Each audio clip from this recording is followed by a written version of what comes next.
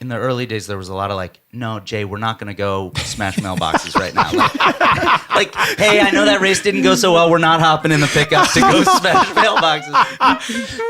Hey everybody, welcome to the Quivr Show. This is our audio journal about family, life, business, and the search for our best selves. We hope you enjoy. Oh, is it time for a Quivr?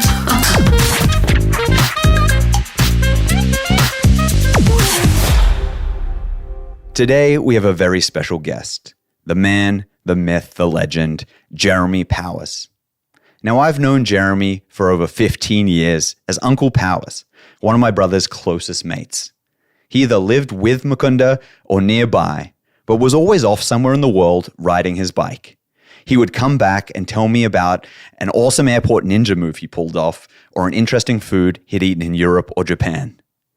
But when doing a little research for this episode, I discovered that Jeremy is an absolute legend in the cycling world. He's beaten the best of the best and cemented his place in history as one of the greatest cyclocross riders of all time. I'm going to highlight just a couple of things here so you can get the picture. Jeremy is a 4-time U.S. national cyclocross champion, the 2015 Pan American Championship winner. He is also a former member of the U.S. national cycling team and holder of a whopping 90 UCI victories, the most wins by an American male cyclocross rider ever. Off the bike, Jeremy is the co-founder of the Jam Fund, a nonprofit organization that supports young athletes and promotes the sport of cycling. After retiring, Jeremy became a presenter for the Global Cycling Network before joining Whoop, heading up their endurance sports department. I'm excited for this conversation because hanging out with Uncle Powers is always an absolute blast. So without further ado, let's get into the show. Warm it up, Chris. I love it. I still got cold hands from our spontaneous run. Yeah. I feel like that was a great way to start the podcast.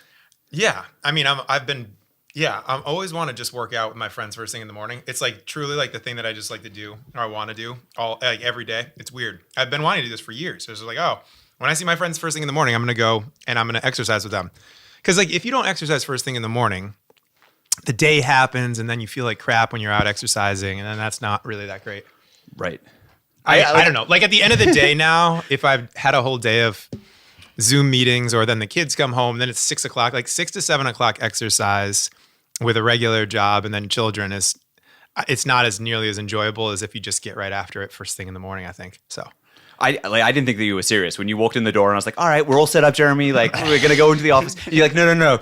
Drop your pants, find a pair of shorts for us. Like, we're going for a run. And I was like, it's 30 degrees outside. Yeah. Well, that's the thing. I would say I over-index on enthusiasm. So if I feel, you guys, basically like second family here, I could convince that's good. I like that. I was happy. Yeah. I was happy that you were able to appease my request. No, I love that. We just need a little nudge sometimes in the right direction / out the door. And I also listened to the last podcast and I heard both of you weren't really exercising and I also haven't been either. So I'm fully planning on being sore from almost exactly zero working out. I mean, that was like obnoxiously short and not that hard, but I feel way better from doing it. I feel like we were running pretty fast though. I don't even care. That's the weird thing is like back in the day, you used to be like, dude, that guy is such a Fred on his bike. And now you're like, man, if I'm just out there, that's the greatest thing. Like, in fact, I don't, the slower I'm going, the cooler I feel now.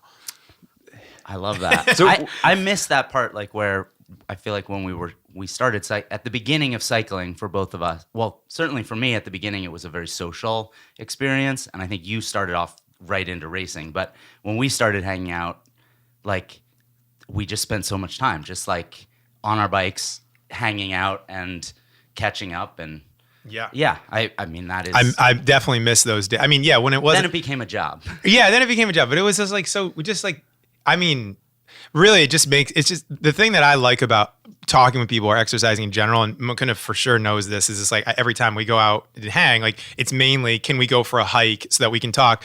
I just feel like you get so much more from your brain, like blood flow literally going to your brain, that your thoughts are clear, or at least for me, it's like my hack to get the most from myself. It's like my thoughts are clearer. There's enough stimulation going around that I'm not bored or anxious or feel weird. So in general, like being able to exercise and talk is kind of like that's the best of both worlds for me.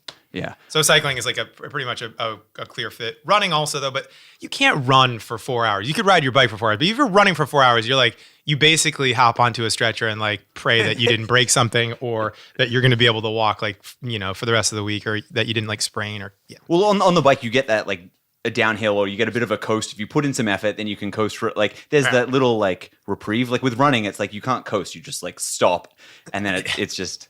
Running is great though. I mean, the thing about running is that it's simple. You need a pair of shoes. Like I had nothing.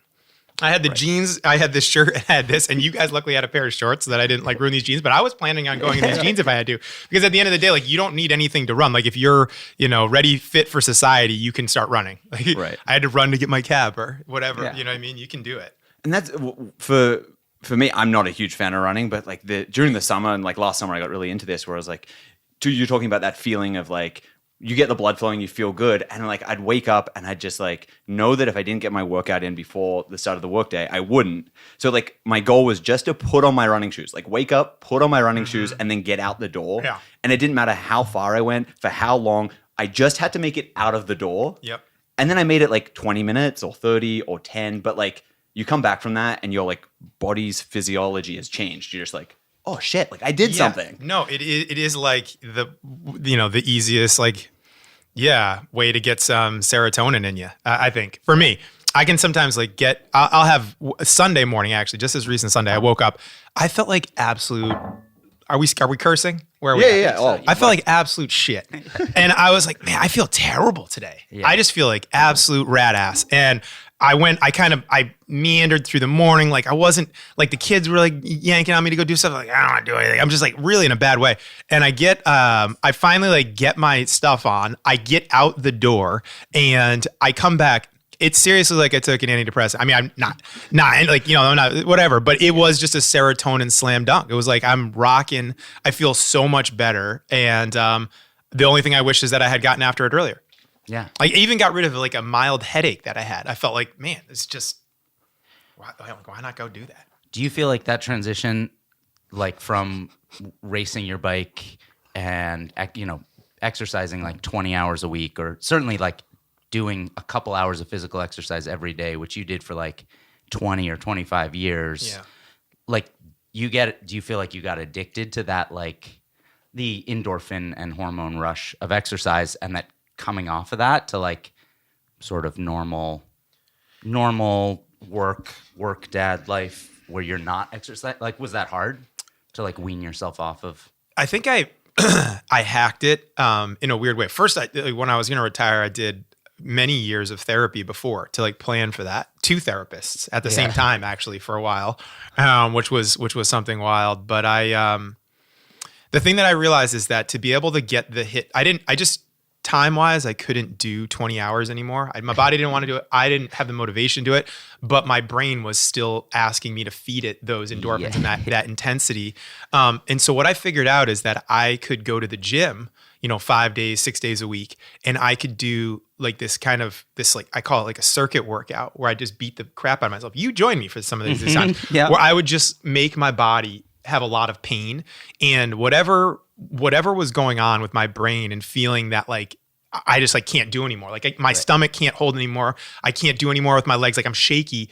That checked the box that my brain needed for me to be able to have enough of that part of it met, like that endorphin, whatever the circuit was that was lighting up. And then when I was then I could come down off that. But that took years. Like that took like a year or more of doing that gym work to beat the crap out of myself enough. But at least it wasn't 20 hours. It was, I was able to cut to 5 hours. Right. Because you switched to muscle groups that weren't you. Like, it's the same thing with running. Like, for us to do like a good work, like for us to go for a nice ride, even a mellow recovery ride would be like 2 hours plus dicking around to get our shit on. Yeah. To do a workout, you're like 3 hours in. We just ran for 20 minutes and you're probably going to be sore for 3 days from that. That's the thing that like I weirdly miss though. And then you kind of get away from it and then you forget about it. You're like, oh, I don't even care anymore. Like, or there's just too much other stuff going on that's not going to like, this isn't even a matter if I do 20 minutes. It feels so means nothing, but it's weird how much it actually does. It gives a lot. It's like doing just a little bit of exercise does a lot. Yeah. It's weird. I've gone like a complete, almost like 180 on life of working out, and then now I don't work out. It's kind of effed in that way. Yeah. It's a totally 4 years ago to now is just it's like a legit 180. Yeah. And it's not that I'm like less healthy. In fact, I think if you looked at my like metrics, I bet your blood work is better now. you would probably, yeah. In fact, my HRV is factually higher than when I was racing. Whoa. I mean, not in the peak moments, Right. but like at the baseline, like when I'm in my off season or when I would take 5 or 6 weeks, my HRV would be lower than it is now, every single day. Yeah. Kind of crazy. Interesting. So what are you doing now for workouts? Just sort of getting something in when you can? Yeah, I think an hour ride in the spring and in the summer when it's warm. Then I'll go for an hour ride first thing in the morning, even before like the kids get out to the bus or get going to preschool or whatever. Then I'll just I'll just get out there really early, like 6:30 to 7:30 or something if I can. And then in the winter, this year I dropped a skid steer on my toe, so that kind of ruined my running for the fall and the winter. I was building a pump track for my little guy and myself, of course, too, and in the yard, and I dropped the skid steer on my toe, which basically ripped my toe off. So that didn't let me run, but I did get in some skiing, which is a weird kind of workout. It's like you're weirdly beat to snot after you're done skiing. Yeah. And the weird thing about skiing is you can do it like easily with your kids. Like they don't have to, they can get on the magic carpet or they can So it's weird how that works. So we were skiing. I was hiking a lot because of my foot. I couldn't run, but I could get out there and kind of hobble along and then just riding. Yeah. Nice. With the going from riding and competing, I know I competed at golf, but not at the same high level that you did with cycling. Did you have a hard time, or what was it like going from competing to then like going for a 2-hour ride and just training, or like that wind down period after you retired? What was that like for you? I think in general I'm a fairly competitive person. I would still consider myself fairly competitive, but I think it's all about kind of tempering that. For whatever, I've just learned a lot, like I said, in the 4 years of working with others. When you're a pro athlete, like the only thing you can care about, the thing that differentiates you is how much you care about yourself and how seriously you take this 1% here and 1% there stuff. And then I think when you get into, I'll say, quote, the real world, you realize pretty quickly that not only is not everyone wired like that, but actually that's not necessarily a strength. To have that type of like killer instinct is not really looked up to. It's actually looked down upon, and I think it can be quite, for other people, I think it can be looked at as like kind of, I don't like this person because they're too they go too hard at things. A little off-putting and and I think just overarchingly, it's makes people feel bad. Like either they don't feel as though that they've got that same drive, or that you're so overbearing, or that you're this or that. So it's actually best to just kind of, I'd say, conform and literally take a deep breath and just chill out and let some stuff happen, because otherwise you kind of look like a tyrant. You're just like driving the ship on things really hard and driving through people on decisions. And this is for sure my experience with Global Cycling Network. And even though that was like a crazy work environment, people are going super hard. And even at like Whoop now, it's a really fast paced environment. But I think I wouldn't say that I've just learned a lot from, my peers, like how to come at things a little bit differently, or how to react to certain things that happen in the environment that you're really not in control. Like as a pro, you're in complete control of your environment, and everything that you do and every person you put in place dictates the outcome. Mm-hmm. And in a different environment, you have to rely on the team in a way that's quite a bit different than the pro life. Right. You're going from an individual sport. Like, yes, you've got a team of people around you, but like, it's very much like, how hard do I drive this affects my results. And then you move into a team environment and you're like, like if I'm just dragging everybody around at my pace, it doesn't quite work the same way. Yeah. You're like, you're more of like I don't want to say a CEO, but you're definitely like the president of your own, the outcome is solely on you. If you don't have a good coach, or you don't have a good training environment, or you're not doing your altitude camp, or you're not eating right, the only person, it comes back to you every single time. Yeah. You can only blame, number one. And so you got to look out for number one. And that becomes, in its own way, kind of a vicious cycle. But in a work environment, you realize there's a lot more, there's different, mindsets, there's different people that come from different backgrounds. And the truth is there's a lot of really talented people that over-index on things that you have absolutely no business even put your face into. You're like, oh shit, they're really good at that thing. Yeah. You know? That's awesome. I remember one of the first summers I came over to, and you guys were living together on Adams Street. Like there was a altitude tent in each room, and I think it was like you were relatively. Like I think that it had only been a couple of years of you dating Kylie, your now wife, was like, but you guys were sleeping at like I don't know 7,000 or 8,000 feet, and just like the whir of the Yeah, all day. Those were kind of the greatest. I was thinking about that the other day. And like, I kind of miss that because like those old cat tents used to breathe. Like they just, when you were in it, it made this like very gentle, like whooshing sound, like it was breathing. Mm-hmm. Yeah. Yeah. The altitude tents. I mean, it's funny because when you get into a plane and it pressurizes at about 8,000 feet. And it feels the exact same way as getting into one of those tents. You're like, you know, your perspiration starts a little higher and you do that. The thing that I love about getting in a plane after I've already been at altitude is that you don't feel the effect of it. Right. So like if you go from an altitude camp where you're in like Boulder or even higher, like Durango or something like that in Colorado, and then you get into a plane, at least for me as like a very much a responder to altitude, I get like a big response from the adaptation. When I get into a plane and I travel somewhere for a long time, I don't have a headache. I'm not dehydrated. I feel great when I get off of it. But if I'm like here at sea level and then I have to go fly for, you know, over to Europe or something, 8, 10, 12 hours, you know, I feel like crap because I just did like a bunch of hypoxia training in the airplane, you know. Usually I'm not a lot of sleep either. Yeah. You got to get up early for these flights now. Is that still a thing? Are people still into altitude training and stuff? Oh my gosh, more than ever. More than ever. Yeah, but they mostly did Cat fold, or is that still a business? Who knows what it became? I'm not sure what that was like. Colorado altitude training is what the acronym I guess would be for Cat. They were the big hitters. They were doing all kinds of like horse stables and house conversions. That's what most people do now. Like they just get in the plane and they go to like a altitude house. Oh, okay. So like a lot of them are in like the southern part of Spain where there's great weather, great riding, or they just go up onto like onto the big mountains that are down in the southern part of Spain or Portugal or wherever, I don't know, somewhere, you know, volcanic. And they just have these houses or these places up super high, and they'll just do, you know, 3 weeks there, and then they'll come back down to the mainlands to the flat, and they'll have been training at 10 or 12 or sleeping there and climbing back up. And man, it makes you go fast. I mean, it's what we always knew. Yeah. Like your blood gets really, really good when you're up at altitude, eating well. And the other thing about being away and training, I think for all the athletes is that it's really focused. Yeah. When you're home, people are always coming by, or you're doing other things, or there's more distractions. Right. Well, it's like, do the people that go away to an altitude camp for 3 weeks, do they get better from the camp, or is it because people that are willing to go spend 3 weeks at an altitude camp all of the above are gonna get better? All of the above, yeah, totally. Yeah, taking care of yourself is good. It's important. Yeah, you gotta do it.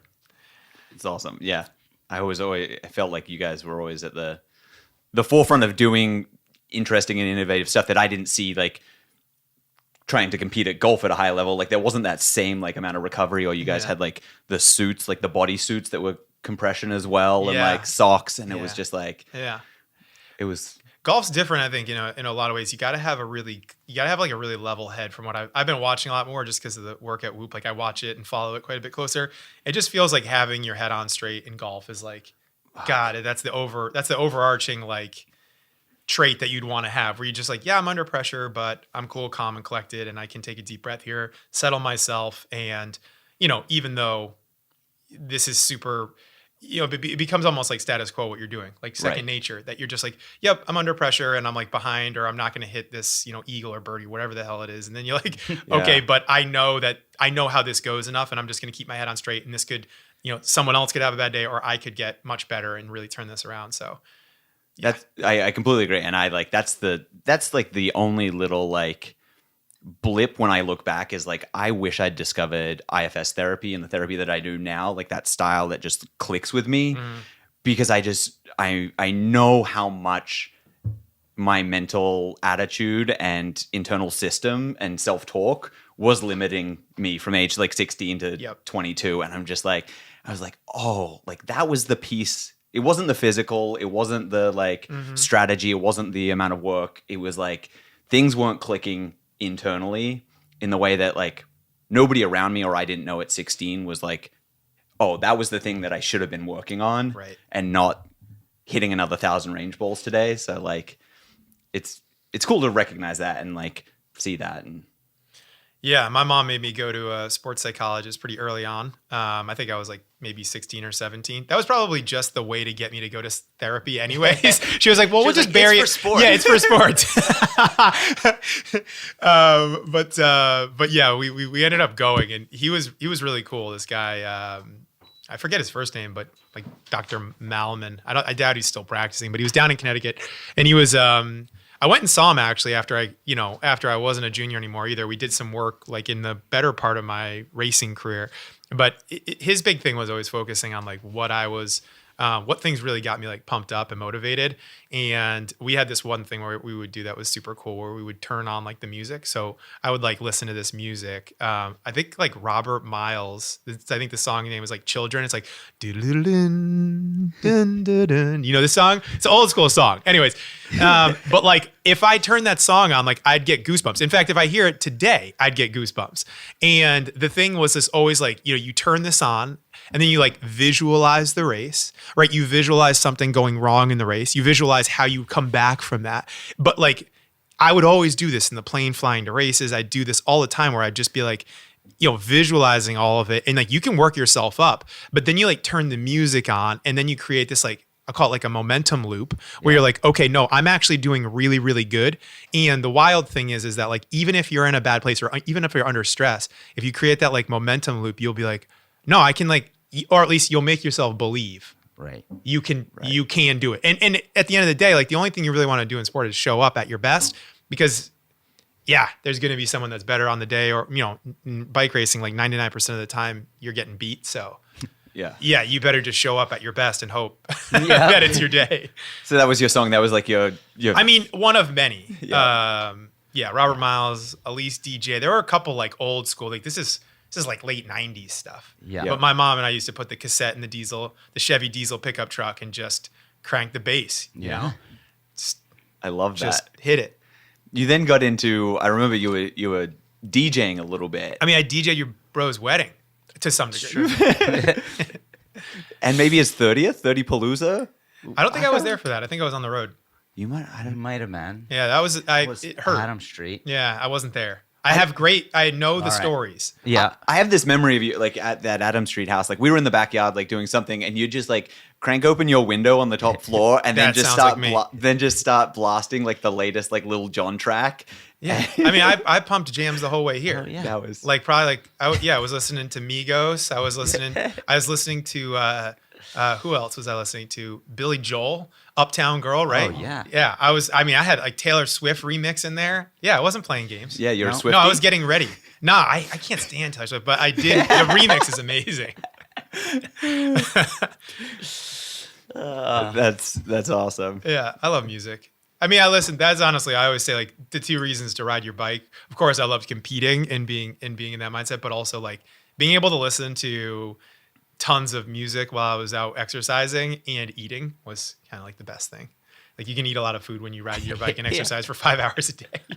Yeah, like I came and watched a bunch of your guys' rides that were around here, and it was like I was what 18, 19, so I'm going through my eating and growing phase like without exercising very much. But we would like get done with the race, and no matter what happened, we always went for like a 4-hour meal that was like everything on the menu.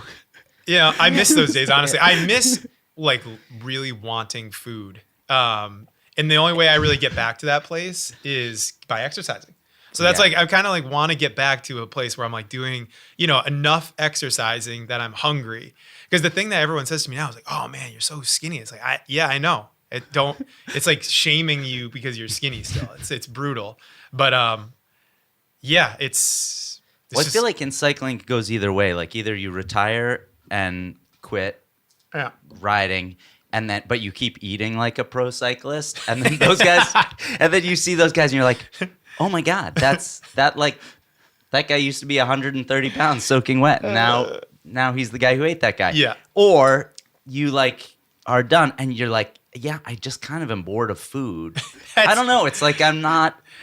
Yeah, I don't. It's so weird. I have thought about that a lot, like the eating thing. It's just like I just don't look forward to it as much as I did when I was racing. I mean, I remember hanging out in hotel rooms with you, bro, and be like literally eating like peanut butter on pineapple. Just like I can't get enough calories in, and this is like not at all two things that go together. But I'm just like I like literally just eating peanut butter out of the jar and putting it on top of like sliced pineapple that we got from the whatever 7-Eleven store in Belgium. And you're like, let me just like get more calories in and eat something that's different than whatever the hell else I've been eating for the last 3 months. It's just weird. It's just weird. I think, like I said, you go when you're like in that land too. You go from like where there would be like it's like a RPM on a car. It's like at 5,000 to 6,000 is probably like fine, but then you're always at 8,000 when you're racing. It's just like not great. Beating on yourself, rev limiter all the time. Well, that feeling, there's such a good feeling after like either a super hard long race or like a hard workout where you're you're love so that. brain I dead. miss that. You're like, I miss your that. body is so trashed, and you're like, Yes. all I want to do is eat carbs and close my eyes, and like, Yeah. yeah. It's funny because like the type of therapy that I've done a lot of now is more around like what type of mindset I have, like almost like a Myers-Briggs type thing. We talk about this too. It's like, I'm very much like an intuitive. Like I want to think, I'm very extroverted, but I think about shit a lot. And so the thing that is great about exercising a ton for a long time is that when you're done with it, you don't have to think about anything. You're just like, you're so destroyed. They're like, great, that's perfect. And so for me, that's very, it's like, thank God. Like I don't have to think about anything because I'm so tired that I'm just going to be like, I'm just going to lay there. That's the best feeling. That's awesome. Yeah. Yeah. I think now meditation is supposed to get us there, but it's hard. I think I don't know. My practice is not. I so far have yet to get back to that like blissed out. We just did 5.5 hours in the rain, and like especially those cold, rainy races where, then you start to warm up. You finally put warm clothes on. You're like, I'm no longer in my PJs. There's something to do that's just doing something because it's hard and uncomfortable that I think is actually what is probably the thing that. It doesn't matter the medium, whether that's, a long hike or, a super, crazy day out on the golf course or something. It's like at some point the fun like is gone and then it's hard. And that's also like really good because it makes you resistant to just being like, oh, I'm always comfortable. Do you know what I mean? Mm-hmm. Right. Getting comfortable all the time, I don't really think, at least personally for me, is not a place that I thrive in. I have to be like, no, this sucks. Like my hands and feet are cold. I'm standing in this situation or I've, pushed myself to a place that I'm not comfortable with. It's like when you're on the other side of that thing, I think is when you really appreciate what you got through. Mm-hmm. For me, I remember I went to like China to do these races and it was some of the most uncomfortable experience of my life. Like in the middle of the Tibetan highlands, racing in sleet and snow at 14,000 feet. And you're like, yeah, if I go off the side of the road, it's over. I'm like, truly, I'm dead. But also if anything happens here, it's just like I was thinking it's like a bike race, but you're also in a life race. But when you're done with that, I remember literally just looking up at this guy and being like, I'm so proud of myself for getting through this. Cause for me, I was so far outside my own comfort zone. Like if that same thing had been happening in Belgium or something like that, you'd be like, yeah, this is fine. Like I can walk to this house and walk inside and someone's going to have a fire going and I'm going to be a fire. In the Tibetan Highlands, like, nah, man. This is not how this is going to go down. Like nobody here speaking English, right? There's probably not even a hospital. There's definitely no helicopter if I go careening off the side of this hill. Gives you some perspective. Yeah. So how do we find that now in that post? Isn't that what everyone's looking for? How do you get uncomfortable now? Well, you 20-minute run before a podcast. That's the thing. It's like you think about that in comparison and you just like, that's what I was saying earlier. It's just like, this is so ridiculous. Like what we think is hard now. It's like, it's hilarious because our expectations are so much lower. Mukunda was talking about meditating. I think all that stuff is good. I mean, I always say meditation is like the new religion, right? It's like everyone was going to church back in the day. Now everyone's like meditating because the church has got its problems or whatever. But it's actually the same thing. It's just really kind of like taking that time to have that gratitude or to realize that there's probably something more than what we're doing here. Not to get too deep, but I think in my mind, I've meditated. I've gone to a lot of church. I've done a lot of praying. I mean, I've done all of that. Yeah. If I look at my Headspace app now, I've got, I don't know, 20,000 minutes or something in there. I mean, I've done a lot. That's awesome. of time in that app. Not recently, but over the last 5 years, I've spent a lot of time doing that. That was one of the other the other therapies I was doing when I was getting out of racing was I went to a guy just to learn how to meditate. Yeah. Just literally like we'd go a hike for an hour and then we'd go in the woods and I'd sit there with my feet and arms crossed and like do and meditate and learn how to meditate. I don't know, weird, but Western Mass stuff. Well, right, but if no one teaches you how to meditate, like how do you figure it out if you don't know? And there's actually, it's not. You don't just sit there with your eyes. There's a little bit more to it than just sitting there with your eyes closed. So it's helpful to have someone explain it. Yeah, it's always everything that's kind of new is weird at first, isn't it? Yeah. Everything. Like you get a new car, you get a new home screen on the app. Like everything's like, I don't like this app. This isn't for me. I don't, but then you do it a little bit and you're like, no, actually, like I get it. This is what people have been doing in different cultures for since eternity. So yeah, there's got to be something good to it. Sure. At least my philosophy, like giving something a try and giving it like enough of a try to like see if it works for you. That's right. Like, it's like, like I know I could meditate or like try this new app or like Headspace you mentioned or whatever. But like if you don't give it enough of a try and just like pass it off, you just then live in your comfort zone or you don't learn anything new. Exactly. And I think that is difficult to do. Yeah. I mean, I don't think that everybody does what you're talking about, where like you're giving something new a fair shake. Yeah, it's like everything, you got to like see what works for you. That's kind of the beauty of figuring things out. It's like my ADD ass has always got to figure out a way to make something work in my life. It's like, even you were talking about DJing before. It's like if I look at my DJ, I'm not really that great at recalling like all the names of the songs or this or that. It's like I might know it, but what I do know about myself is that if I say like 70s bangers, like for sure I remember that, right? Or 80s like jams. Then if I go in there and I go to like what I've like starred as being like in my pink playlist, then I'll know that's the jam I'm looking for. And as soon as I see it, I'll be like, yep, that's the Bizarre Love Triangle, like 12-inch record with the long ending that I want. But I can't remember it like quickly like that. So I think it's to each, you always are trying to figure out like how you hack your way to figuring this thing works for me, this thing doesn't work for me.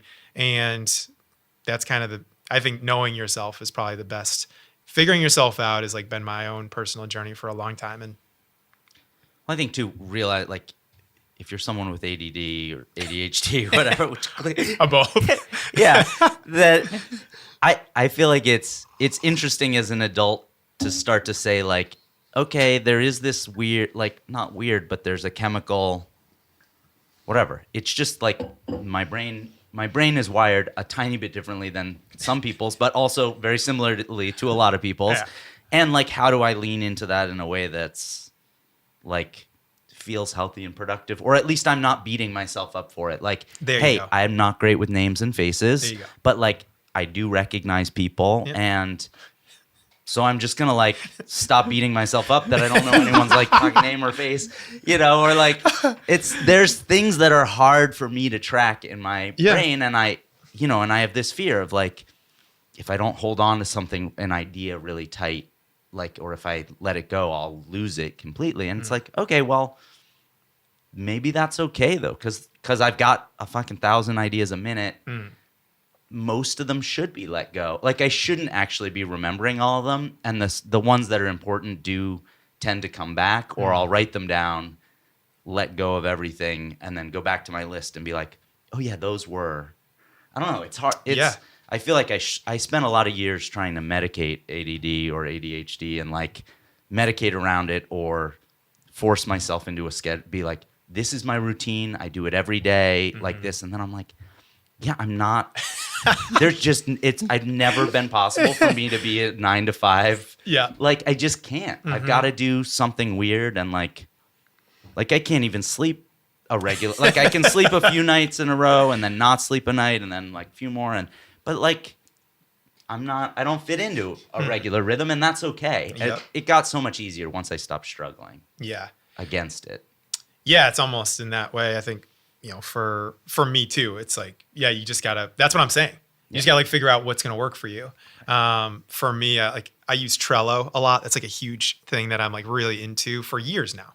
Like organizing my own little world in Trello is like, it doesn't matter if you use it or another person, but I have to have it. Right. It's like if it's not on there, then I don't know it. And the idea board, I've had these for years. You've probably seen one of them. I used to take Whole Foods bags. I used to cut them out and make them long and tape them, and then I used to write them down. And then I realized this is ridiculous because I can't travel with this thing, and like I've got these ideas here. So I eventually like digitized them. Do you know what I mean? And now with like chat, whatever the hell. I mean, they probably just take a picture of it and it'll like organize it and tell you how to run your life. But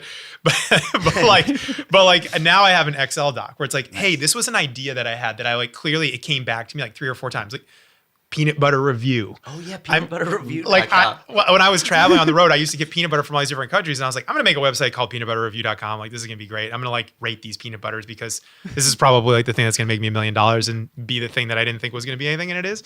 Anyways, but like that's just one rando example. But I've got probably like 20 or 30 ideas that continually ruminate. So I've just written them down. That way I can be like kind to myself and be like, dude, you put that on the Excel doc. Like just let it go, Jay. Yeah. It's there. If you decide that you've got enough time and you want to do that thing, you come back to it. You try to figure that out down the road. There were like 100 of these. What else do we have? Like the peanut butter company. We had like a lot of ideas. The real question is how many domains do you own? Like if we go to your GoDaddy, 20. Right? Like what are all? We were gonna make Anthony Clark's Sick What Lifestyle website. Yeah. I've got all my kids' names for the website. You know, I buy those things. I don't know why. You just like you never know. Yeah. I mean, the GoDaddy's brutal with the charges too. I don't even know why we work with GoDaddy. We should figure something else out. Anyways, it's just easy, I think. I know. I feel like every week though, they're like, "Hey, we're charging you another thing for that." It's like, okay, yeah. But it happens still like once a month. If I have a couple of cocktails and everybody in the house is asleep and I'm sitting there, and then all of a sudden I'm like, oh, yeah, I'm buying something. Some random URL. And this is why you're not sleeping. Probably because I'm having like 1,000 ideas, like new businesses I want to start, and starting them is fun. Well, the starting is fun. Yeah. Yeah. You've been pretty successful with starting ideas that you think are good ideas. So it's harder to get rid of them. The problem is never starting. It's the getting rid of that's hard. Oh man! Tell me about the Quivr show. Yeah. We got some numbers here. Yeah. I'm looking Should we at get some into serious. the show? Yeah, I mean, we can keep going. We can keep going. That was the intro. So now, today we've got Jeremy Powers. We're not really sure what the Quivr show is yet. I mean, I think we're. This is the inception. This is it. Yeah, it is. Inception. Yeah. We're figuring it out. No, it's all the stuff we've been talking about. We were like trying to create the framework of these, like the different areas of life. And like, yeah, we talk about what we eat and what we drink and how we work out all of the time. But there are all of these other things that we touched on. So we were trying to like get the framework of it. So I sent you those categories ahead of time. I just wanted to preface with, you guys said that it wasn't going to be enough to talk about. And I said, you both know me my entire life. What are you talking about? This is going to be so long. You're going to be like, what the fuck do we do with all of this? It's going to be fun. A 24-hour episode. Send it to Matt. Most podcasts are like 3 hours now anyways. That's what's cool. People were like, we need micro content. And then all those guys were like, just like, well, everybody figured take your out micro content and shove it. Everybody figured out like the Gary Vee thing, which is like make one big, like get your act together to make one big piece of content and then chop it up, because you just lose your mind if you're trying to make 30 tiny pieces of content every day. Yeah. But it's also nice to talk to people for a long time because it's great. I mean, this is like, if you ask me what I wanted to do today, it was like, get in a workout and then hang out with like my best buddy and my brother, drink some coffee and like chat about life. Yeah, 7, right? That's number 7. So this is Ash's list of like, this is how Ash is thinking about his life and trying to optimize his life. I love it. Is for these 11 categories. What was your highest ranking category on Ash's wellness score? To be honest, right now, sleep. Sleep. You're crushing. I am kicking butt at sleep. Yes. What are you doing to kick butt at sleep? I mean, I work at Whoop. so honestly, like it is weird. You're a product of your environment, right? Everyone there, when you see this stuff every day, the data, the way that this stuff comes back to health and wellness, longevity, you just realize that sleep is it is the thing that you can control in a thing where you have almost no control. I can choose that I'm going to get into bed earlier. When I got to Whoop, I still had that mindset that we were talking about earlier in the show about like really going like crazy and just trying to like outdo my own best every single step of the way. And I don't think that was, I learned a lot from doing that. I think now I don't work 10 to 12. You know what I mean? I might open my computer if I've had, a day where I haven't been able, like today I'll work late probably, I'll do some work tomorrow just because this morning is going to be less work in the morning, but I'll catch it up. But I'll do it realistically. I just think that at some point I realized I feel like shit. I'm going to bed at midnight. I'm doing the night owl thing, and this isn't working for me. My kids are up early. I have to conform to the schedule that they're on, or else I'm going to keep not being my best for them and for my own self. I don't want to feel this way. And you also then, when you're kind of like all the time, every article that I write, or I'm looking at a ton of athletes or people's data, or I'm seeing what the best people that are overarchingly like the best athletes in the world are doing. And there's one thing that's, in my opinion, not always, but I would say more than 75% of the time, and it's that they're in bed and they're up almost within 30 minutes at the same time all the time. So what metrics are you looking at, like on your Whoop, or what are you tracking? Like my number one screen is when you get into bed and when you wake up. Okay. Yeah. I think for me, that's, do you get into bed at 10 o'clock every night, or do you get into bed at 10, 2 in the morning, 7, 11? If you're all over the place, that's sort of a red flag in my mind for like where you're at. And not to say that it's good or bad, it's just something to work on. Yeah. But for me, I see that I'm best, and I know this from what we've been doing a lot of, is that getting into bed and getting up at the same time makes your body really happy. Yeah. It's like your body can be more circadian rhythm, which I think you talked about in one of the episodes, but that stuff is for sure That's really, real. really, Yeah. really important. And I think that's also what F's you up when we did all this traveling to Europe. I mean, when I was racing, I was traveling to Europe 6 times, once a month, to race the World Cup circuit and to fly back and then to fly back and fly back. It's no wonder I never reached that elusive top 5 in Europe in the World Cup ranking or whatever, but I do great here. Right. I would be so stunned if someone looked back at that and said, there's no way.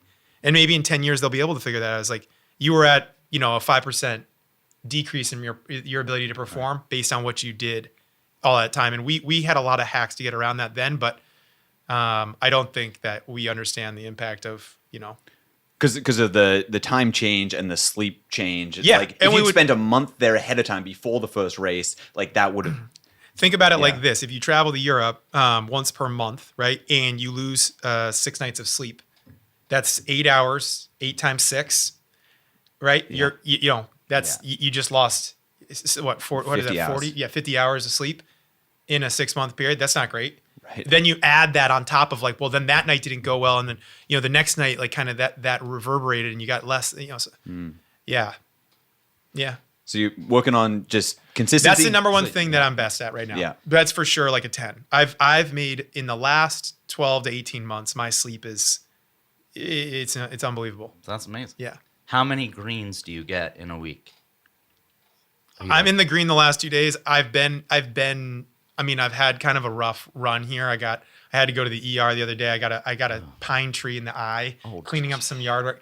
I haven't had a great last couple of weeks, but there was a run there like where, I'll tell you what, this is what I'll say. When I first started doing that, the effects were very clear. Yeah. I was in the green a lot more. Yeah. Now with Whoop, you can look at the trends, like one week, 1 month, 6 months. You can look at a time frame, Right. and I can see that without question, the graph just goes in a steady like upwards trajectory from when I started doing this. Especially, the last 6 months is really, really good for me. That's so cool. Yeah. Is it so cool now that you get to see? I mean, some of them were guys you were racing against, but a lot of them are also younger kids who are coming up. But because of your work with Whoop, you get to see like the data from like the top guys in the world. Like, and Yeah, is that the coolest thing? Yeah, Or, I think I look at my limitations more. I realized that like, oh yeah, having ADD and a bunch of anxiety was not the best thing for me. Do you know what I mean? Like that didn't help me at all. right. And you the only look thing at guys who are doing really well, and you're like, shit, they're sleeping 12 That's hours it. a night. That's it. You're Yeah, like they're Brady. They're 19 and sleeping 12 hours a night. How Yeah. the heck? Yeah, like Tom Brady's talking all the time about like LeBron James talking all the time about like, oh, I sleep 12 hours a night and I nap an hour. Like these guys that are, I mean, that's working for them just the same way that like going to church or meditating or whatever. But this is what's working for them. Yeah. And they're not deviating from what's working for them because they're focused on number one and they got their thing going. That's just to say that like some people really thrive getting 12 hours sleep. Right. The truth is for me is that like I get 8 hours of sleep and that's really meaningful. That's a lot for me. But I do think more about like I'd say like dealing with anxiety and mental health and stuff like that. If I had dealt with that earlier, or if I knew how to deal with it earlier, I'd have had a better career. Fact. Right. I mean, and you would have slept better, probably. No shit. A lot more. What was the worst one on your scale? Social life. Social life. Yeah, I have no social life. Yeah. Yeah, I just don't. Not with the kids. And yeah, we just don't have any time. That's kind of gone out the window for a while. If you're sleeping 8 hours a night and you have a full-time job and you have 2 kids and you're trying to like sneak a ride in or a run in, there kind of isn't any other time. No, and it's not that I'm not trying for that. It's just the time for everyone. It's like everyone's, as you get older, right? Everyone's got a lot more stuff going on. So it's like, I can't just, back in the day, I'd just be like, hey, dude, when you come home from work, we're going to go do something. Because like we both clearly don't have anything to do at the end of the day. Right. Or we do, but we're going to burn it, right? Or like when we would like go swimming in the middle of the day. It's like that's fine because I don't have like to bring my kids or to do something, or whatever. Like, hey, you want to go hit balls at the golfing range? Like those things were easier to do. And now it's like, hey, I got an hour. Is there any way that like you also have an hour? Right. It's like literally you're just like at the roulette table, like, come on, baby, let's do this. Like one of these 5 people is gonna come through. And it's like, nope, actually you're just out there riding by yourself. So, that stinks. And it ends up being a lot more phone time. And yeah, it's just, I feel like this is one of those things that's gonna boomerang though.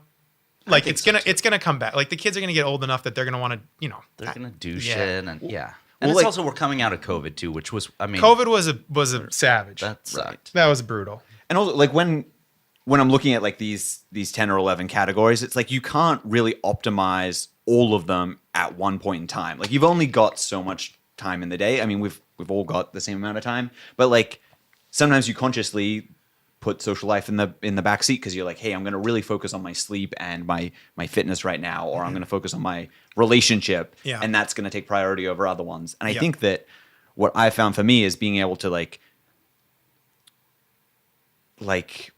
choose which categories go into my pie chart at any point in time, knowing that like I'm going to cycle through all of them throughout the course of a year or so, and just make sure that I don't neglect anything completely for too long or put too many eggs in one basket. Right. Because then I feel like I get out of balance. Yeah, I think it's funny. I mean, it's kind of back to that momentum loop. It's like, honestly, when most of, it's for me, I'm always like, well, if my family stuff is going well and like job is going well and I'm feeling good in a lot of ways, then I'm kind of invincible to some degree. Do you know what I mean? And I want to feel like that. That's what I'm always striving for. But it's when one of those things is way out of balance and it's trying to kind of find like, for me anyways, is where is this balance point where the beam is not like really high on one thing that's like, trying to make up for another thing. So I'm doing more of that thing, which is ultimately like kind of burning me out on, whatever it is, like creative or hobbies, is like you're trying to fill one bucket so that it overflows into the other. And it doesn't really work like that. Like you have to make time for all those to be able to feel like you're really in a place of true balance, I think. For me. Yeah. You know what I mean? Like you don't get gratitude from riding your bike longer necessarily. But if you choose to like look at gratitude and write it on your hand in the morning or get it tattooed on the inside of your arm, you're for sure gonna oh yeah, right. Like I'm thinking about it. Yeah. Right. It's not gonna happen on its own, and neither is any of those other things. Like you got to work at all that. Yeah. But you got to kind of be in the place to do it too. The gratitude is like that's the 11th out of the 10 because we sort of just put it on there for that reason. It's like you can't particularly work on it the same way or give it the attention that you can the other 10, but it's more just taking the time to like ask yourself how grateful you are, or like, I don't know, maybe we just put that on there because I wanted to ask myself each time I did an episode, like, hey, how am I grateful, to bring attention to it. Yeah. But we will go through this thing where like I'm feeling like I'm not, or I'm not going hard enough at things, which is what I was talking about before. It's like, because I am like someone that wants to charge really hard and get a lot of things done, I often don't look back at what is going on. And that's actually what 11 here on the gratitude chart is, or on the Quivr show, pie chart here is gratitude is number 11. And but if I have like Emily, my wife, tell me back, well, what about this and this and this and this and this and this and this and this and this, and that's all happened in the last 6 months, then I it's weird. It's a blessing and a curse to be that way. Because like even with the racing, it's like, oh, you won nationals, you won Pan Ams, you got the best World Cup, you did this thing and you like did that thing. And it's just like, for some reason, it is the blessing and the curse. Like, it's great that I don't look back at that because it doesn't give you a big head or an ego. And on the other end of it, it's bad because you never really appreciate shit. So you do need to work on like the gratitude journal and like making sure that you're talking, and even at least internally, you're being kind to yourself and celebrating those things, I think, is for me.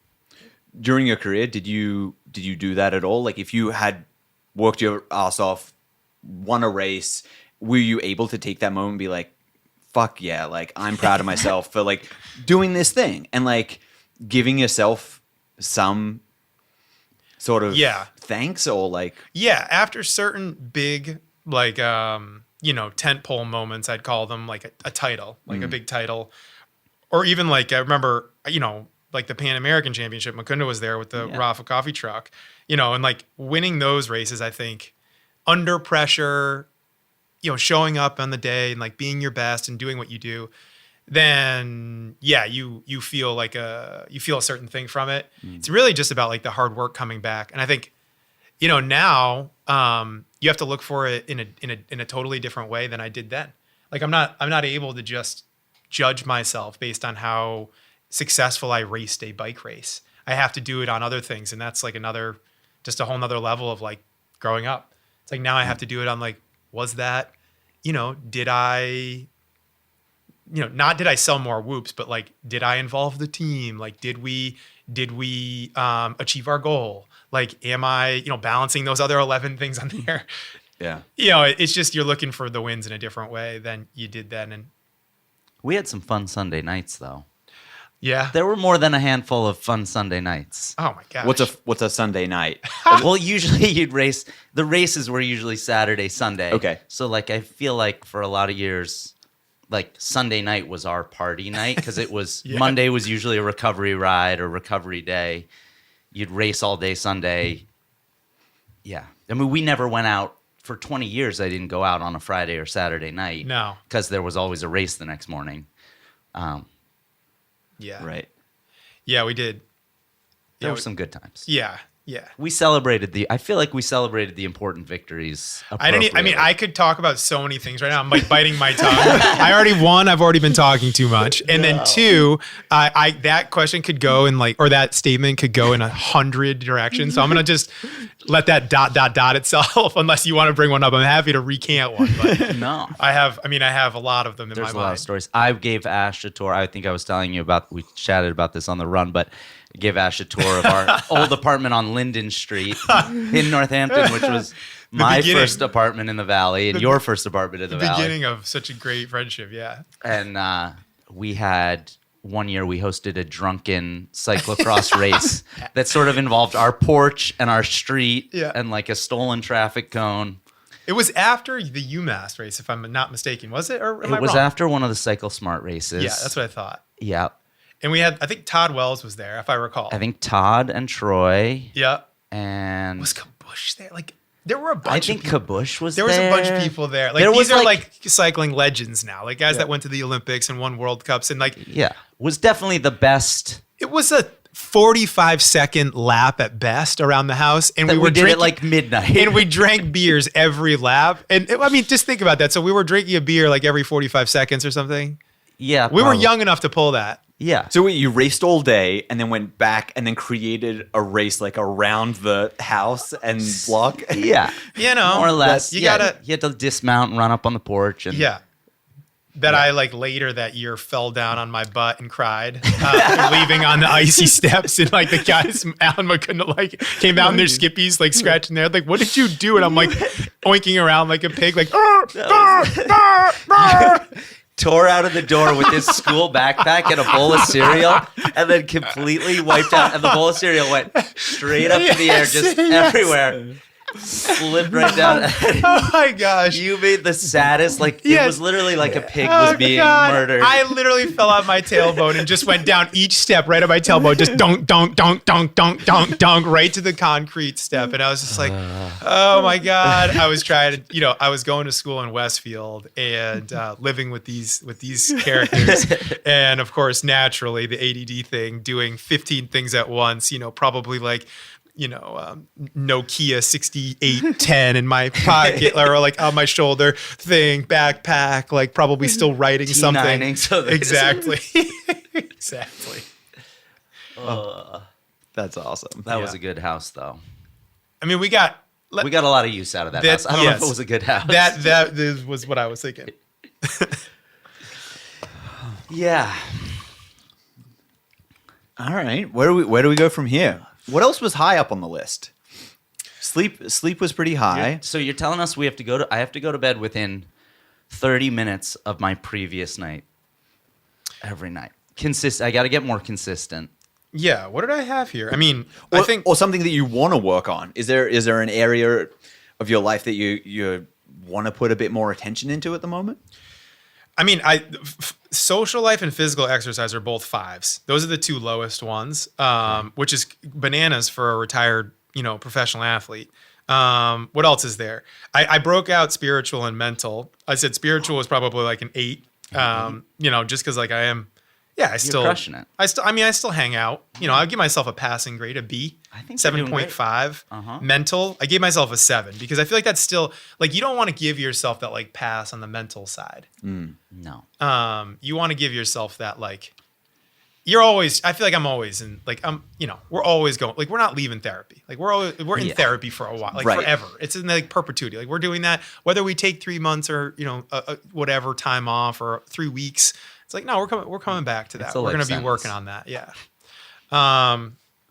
Gratitude. I think it's weird. I would give myself probably 12 months ago a 0 on gratitude.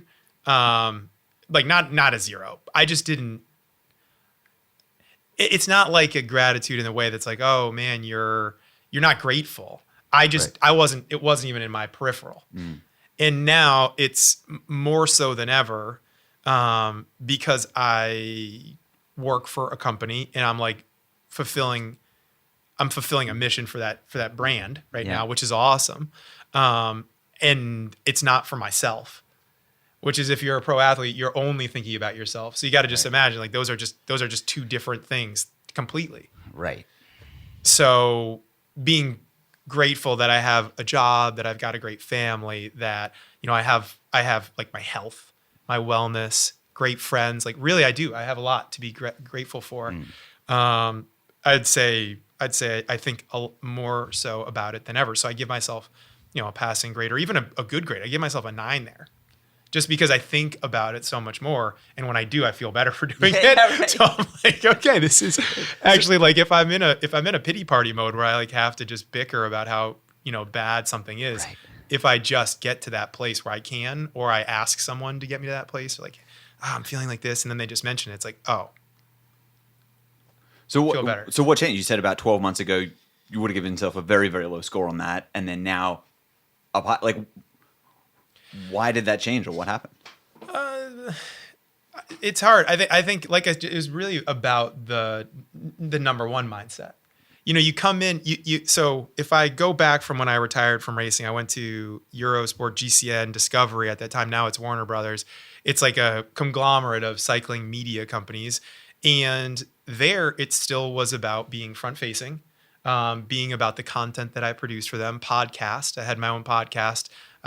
We were doing, a lot of like literally 2 to 3 YouTube videos a week. We would do them about all kinds of things. Retro bikes, Tour de France. I'd be out at the races interviewing athletes. I'd be on the course side. I'd be commentating. It was still very much about working on their behalf for like one of the big cycling media brands and conglomerates, but also about, continuing Still that your personal my brand. Yeah. Like I'm going to be on my social media and like, this is a company that I'm doing this for, but I'm still promoting myself. And then, going to Whoop, it's not at all about promoting myself. And I knew that. And I was actually really looking forward to that. because I think with the kids, and I think also just the balance of like thinking about number one all the time, then you realize like that's a hard. I guess what I was trying to say is that that's a hard transition, or was for me, to not be so front facing, to be in the background doing something on behalf of someone else for something that's like a bigger mission. It's like, hey, we're gonna unlock human performance or whatever. You know, we at the end of the day, we're like really health and wellness at Whoop, but I still am able to work with top athletes. I'm able to, you know, think about how we do sponsorship and relationship management. A lot of things that I do at my job now are things that I wasn't able to do when I was front facing so much. And it brings me a lot more time, truthfully, and not as much stress. Like I don't have to be always worried about what did I say during commentary, or what word did I mispronounce in that YouTube video that I'm going to get hammered on Instagram or Twitter for the next 3 months on, or what like thing did I have dangling out of my nose, or like whatever the dumb thing is that you're thinking is just like, because you're always in front of a camera, always talking. Yeah. I've been fine with that, and I've been at peace with that because I can wear it on my shoulder, and I'm a really overly honest almost to a fault person. But I never had like any, you know, skeletons in the closet. I don't have anything to worry about. Yeah. But you do get graded on that stuff. And I think for me, looking back and being like, man, I have to be really grateful that I have this opportunity to work for such a cool young brand, and that I've been given this opportunity to work in like sports marketing. Yeah, what is your job at Whoop? I actually legit don't know what your title is at Whoop. I know that you work at Whoop and you have a job. But I work in sports marketing. But what's your title? Like, what do we call you? It's evolved. I really don't even know what my title is. It's weird. I really don't. I mean, I'm technically like, I work in sports marketing and I look over the endurance categories in theory, but that is a very wide, like what I do is like, really is what I was saying. It's like relationship management, partnerships. So not just with athletes, but also with brands, or, you know, partnerships with like Today's Plan is one that we just did, or Training Peaks or something like that, or others. There's tons of them. So relationship management or contract negotiations. I'm really like almost like an agent, but working for the brand in a way. Like I'm protecting, you know, I'm managing all of these relationships, which is a lot of what you do when you're a pro athlete. Is with the brands, you're always maintaining the relationship and making sure that you're in a good place with them, and making sure that they're happy. And really on behalf of Whoop, I do that now. Gotcha. You know, like I'm, So you make sure that if a cyclist is in a bike race, if one of your athletes is in a bike race, not just cycling though, triathlete, running, his band matches his outfit, or her band matches her outfit. One of 100 things, exactly. Yes, exactly. Yes. So don't hit me up on LinkedIn because that's all I do. I only make sure the bands match. No, it's cool though. I mean, it's something that I didn't, you know, I don't have a college degree. Like I didn't go to school for marketing. Because you slipped on this. You didn't make it to that last class at Westfield because you ate shit on the stairs, dropped your bowl of cereal, and never graduated. But I think that's the beauty of it, is that I've kind of, you know, learned from, you know, through this school of like doing this thing for a long time and being an athlete and getting this experience and doing that. And that's allowed me to have this unique insight into like what athletes need from a brand in order for a relationship to be successful. And I know that in literally a one-to-one way, I was that person. I mean, you did that constantly. Because you also, I think one of the things that was unique about your cycling career is, even though you raced for some different teams, for a lot of your career, you had a big part in running the team that you were racing for, or the organization, or you were helping to build it. Yep. But you were doing a lot of the hands-on stuff, and you know, and in cycling too, because it's a growing sport, right? Yeah. But like, as the athlete, you're doing most of your own contract negotiation. Like, you didn't have towards the end, you had a big agent who was helping you, but like not in the the beginning.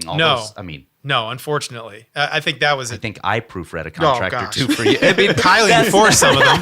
Kylie got us paid on a couple of them. I mean, it was, you know, that part of it sucked. I mean, I think Well, getting but you to that now place. know what it means to an get athlete. Get an agent. Yeah, get an agent. You'll be so much better off. Well, and also when you have, as an athlete, when a brand steps up and takes care of you in a way that's meaningful and is like, you're just like, it makes such a difference and it makes you such a better athlete because you're like, hey, I have this brand behind me and they're into me and they believe in me and it's not fucking nickel and diming me over every piece of content or whatever it is. It's the game's changed a lot since I was in it. It's like very, social is really driving. I mean, I was always, before way ahead of but that. Yeah, before it was cool to make content, we were making content, which was, kind of like the dream. And I think in a lot of ways was what, prepped me to be ready for the social stuff. Yeah. The truth is that the pond just wasn't that big that we were in. You know what I mean? Like cycling's just not that big, and winning cyclo-cross races in the United States is cool, and we made it about as cool as it probably could ever be. But really, it wasn't even. I mean, that could have been about anything. That could have been about CrossFit or running. Or what we were doing was really just doing a video journal and documenting everything that we were doing, which is so much of what people are doing today. Right. But the reason that I don't do that right now is because I feel like I already did it. So you were just like 15 years too early. That's like the 100th person to tell me that. Yeah. 10. I mean, you were a good 10 years too early for sure. I love it though. I love looking back at that stuff now. BTB back? BTB's not coming back. Something else though. I would love to start a YouTube channel. I think about it all the time. I have a ton of scripts written. I have a ton of ideas for shows that I'd love to do. I think at some point I will absolutely have a YouTube channel. How much of my days it takes, I don't know, but I still have some itches that I need to scratch to like shows or things that I want to just do. You know what I mean? Yeah. I'd still love to take people on journeys and like talk about an interview. And that's really what I think in the end, like that is my true north, is that I like talking to people. I like learning about people, like interviewing people. And then the extroversion for me is like huge. I like being in it. Yeah. I like talking to people. I mean, you were early, but you were also very good at it. I've been around social for the last 15 years as well, and like looking at it, it's like you did a great job being an ambassador for the brands that you did work with and the teams that you worked with, and like I think people recognized that, and that was really cool to see. And I definitely took a lot away from watching you over those years. And yeah, we were like, it was like 2008. You were like, hey, we're getting Twitter. And we had to text in our tweets to a phone number that would post it to a website. That was so crazy. That was why it was 140, because that's what a text message was, right? Right. You had to text it. This was before like the third-party apps. Right. Before iPhone 1. Like, yeah. My Twitter still says it, like joined March 2008 or something. It's so like, awesome. That's 15 years ago. Isn't that crazy? It's a hot second. But that's how we would see the race results of bikes, because people would like be at the race texting like Jeremy's just crossed over the line. Yeah. Yeah, we were in that like kind of analog stage where it was just, trio 650 land. Well, cycling was cool because cycling was so early on a lot of that stuff. I mean, it was early on Twitter, super early on, all sorts of things. But yeah, it's because it's a sport that doesn't have a lot of coverage, so you got to make your own. You know what I mean? It's like one of those content-starved disciplines that, or it was then. It was. It's nowadays. It's got maybe more coverage than it needs. Actually, like to be honest, like we're talking about the same things over and over. You're just like, this story again, but there's still great journalism out there, and there's still great stories. I think that's the thing that I've always been interested in. Like you were saying, I always wanted a show needs a central character that people then like grow to, whether that's like, who knows, Giada or, Jenna Ortega and Wednesday, Blippi or whoever, like, right. A show needs that. But the truth is that from that main figure, it's how much can you educate somebody about the other thing that you're trying to get to? So for me, it was always like, well, we've got this, Australian cyclo-cross rider, and Australia doesn't have a lot of cyclo-cross riders, although maybe we'll convert you. We've got super nice beaches. It's like, well, let's hear why this person's over here in the US or why they're like doing this, because this is very off the beaten path for them. I was always interested, truthfully, in the human stories behind it. Yeah. We'd always go to like Giro and Easton, and like I'd want to know what their factory was like, or eco products, right? Or I would go to Rafa and we'd be like trying to talk about what was going on with their brand, or how this, why this piece of clothing was really unique or why they made it special and what the way that they thought of creating this design would then come back to. There's just storytelling. Oh yeah. Storytelling. What do we got? We got a delivery? Yeah, we got a pallet of Quivr. Yo, we got to do this. We got Quivr coming in. Ow! We got to pause the show. Should we pause? Yeah, we're paused. Let's get. Yeah. Okay, Matt, for editing, we're going to pause here because we're receiving the ballot of Quivr. This is, you couldn't be any I don't know, more we could in also, the. you could probably leave it running and we could have a snack. I mean, whatever. Or I'm pause. already eating. You're eating? Nice. No. Nah, just. Yeah. What are you doing for the rest of the day? That's a great question. Probably gonna work, pick up the kids. I'm going to. Are we recording? I hope so. Oh. Yep. Oh, that's not good. Yeah, I gotta go. I gotta go to an appointment. I got a bunch of shit. Is that for me? Well, I mean, you just have to have a sit. Well, so we had a quick little intermission. A detour. Like like- a small. We were on a journey and we had to get gas. Yeah, And well, the gas, a pallet of Quivr turned up. gas is. I mean, it doesn't get any more real than being here on the Quivr podcast and then helping. What's the guy's name? Roscoe. Roscoe. Excuse me, Roscoe. Yeah. Just get the Quivr. Roll it off the truck. Straight off the truck. This is To here. probably. This is probably. Cheers.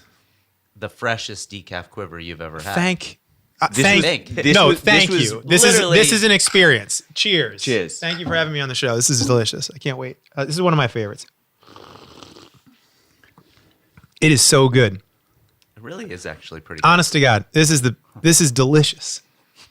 It is. It's amazing. I love what you guys do. Thanks. Oh, that's why we're I mean, here. you are a decaf fan from way back. Yeah, I love it. I mean, I drink caffeinated. I mean, yeah, you go through that. Yeah. Yeah. You can't always have. No. You can't always be on the red line. That was what I was talking about earlier. You can't be riding 30 hours a week and just drilling yourself with caffeine and coffee. Like, oh, I'm gonna drink it. It's just not going to work. It's just like too much. So yeah, So this is delicious though. If you're listening to the show and you haven't had a decaf Quivr, it's like a part of your world that you got to jump into. It's crazy. It's so good. A little nitro, just this big head, just delicious. Just brrr. Yeah. I'm kind of realizing that I should be drinking these more often than I am. we didn't see that coming when we started. We canned the cold brew and we did the hibiscus, and then I think Kylie was pregnant with your first daughter or nursing, and she was like, "Hey guys, you need to do a decaf." And I was like, "Why?" Like, I've never drank decaf in my life. Like, I had all of these notions and conceptions around it, and she was like, "No." And she was like, "Can you do that?" And I was like, "Yeah, we totally can. We're doing some small batches, figuring it out." We made it, and it was so fucking good. Yeah. And we're like, "Wait, if Kylie was nursing and wanted this, there's some other people out there that..." Dude. And honestly, it's like 90% of our sales online is decaf cold brew. I love it. Well, it's not surprising because it's delicious. Right. There's not that many out there, and there's not very many good ones. No, I mean that's the thing. It's weird. This is the thing about, not to talk about like it focusing on something is a beautiful thing. Whether that's bike racing or like in the case of Whoop, it's like heart rate, and then like driving that. And in your case, it's like coffee. It's like being focused on something. I always use the analogy of like going into the ice cream shop, but they're selling like 300 trinkets in there. You're like, what is this? Is this the ice cream shop, or is this the card shop, or is this the like buy a gift for your friend's sister's brother-in-law shop? Like what is this? Like it's good to have a focus. Right. Mukunda did buy America's favorite decaf.com. That's Speaking of amazing. URLs though. that we haven't good used. URL. Yes, Yeah. exactly. Yeah. I love that. Yeah. So what do your weekends look like? You able to separate from work over the weekends? You said something, a little bit of catch up, but Yeah, we had a big athlete win a race this past weekend, like a monument, and so we were at Trader Joe's. But I brought my computer, and he won. And then I just hit the hotspot up. I let everybody go into Trader Joe's to get the Bomba Puffs, which this is ridiculous. Get Biden on this, but we got no Bomba Puffs for another like 3 weeks. Wait, really? They're out. The national Corn and shortage. hazelnuts are out. Do they? Wait, they have the chocolate bombas? No, that's what I'm saying. Oh, wait. What a But tragedy. do they have the regular ones? None. Zero Bomba Puffs. Green? Do they have the green pea poofs? Nothing. No, I don't know about those. We don't. Yeah. You don't mess with the green peas? Nah. We were there for the Bomba Puffs, but they're out.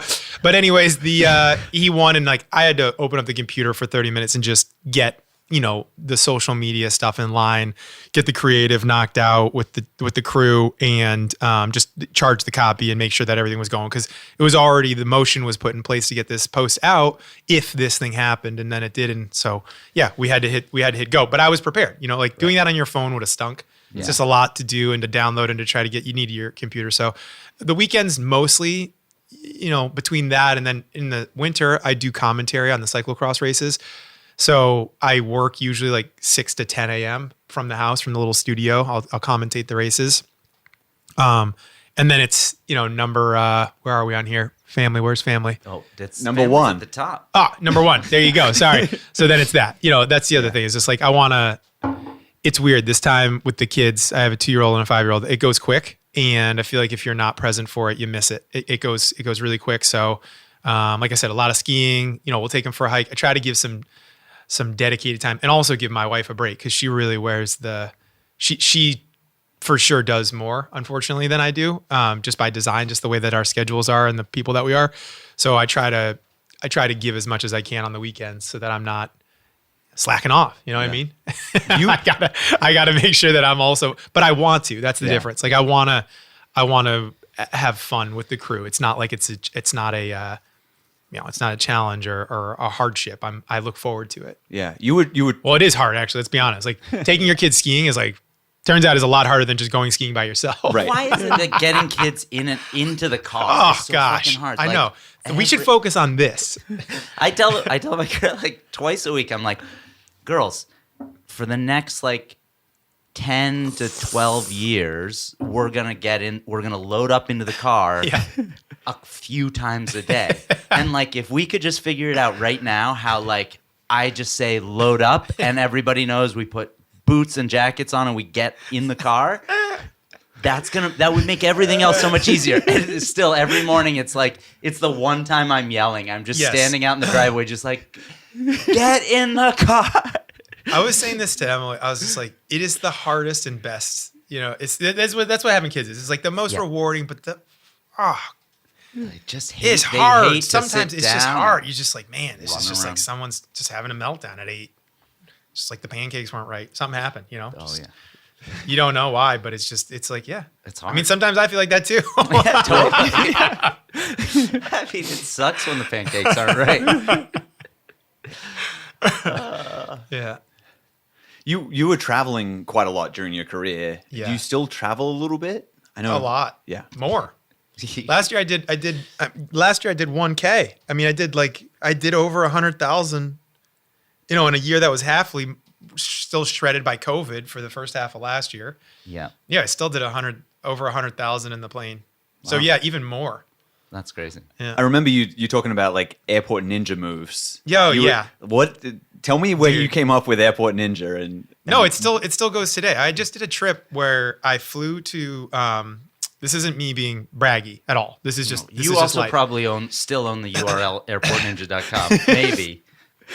I wish I had patented it because people ripped it off, which is always a weird bum me out moment. But yeah, Airport Ninja was a phrase that we had, and I wrote an article around it, 2008, 9, something like that, for Velo News when I had this blog there, and it was just about the art of knowing the right things to say to avoid getting charged for your bike or to getting an upgrade or whatever the thing that just made traveling a little bit easier. And actually back in that time, traveling was a lot more fun. Now all the airlines are consolidated and it's all about making money for them. And it's just a lot more, it's just stripped down, bare it's bones. a different You don't vibe. get that It's nice a way different gluten-free vibe. second meal. No. And it's just, it's a service now. Before it was something that you really, they cared a lot. They had to be the outlier and to get more people to come to their airline. They had to like do it. And the truth is that most of the airlines are pretty similar, at least at the, the top end. I'd say like Delta, United, JetBlue, whatever you're going on, they're like all pretty much the same. Right. Pick your poison, but I just ninja'd my way through this trip. I went to London. I had to do some work for work. I went to London. I flew in. I took the morning flight. I got there in the evening. I had dinner with someone. Went to bed. Woke up. Did the event the next day.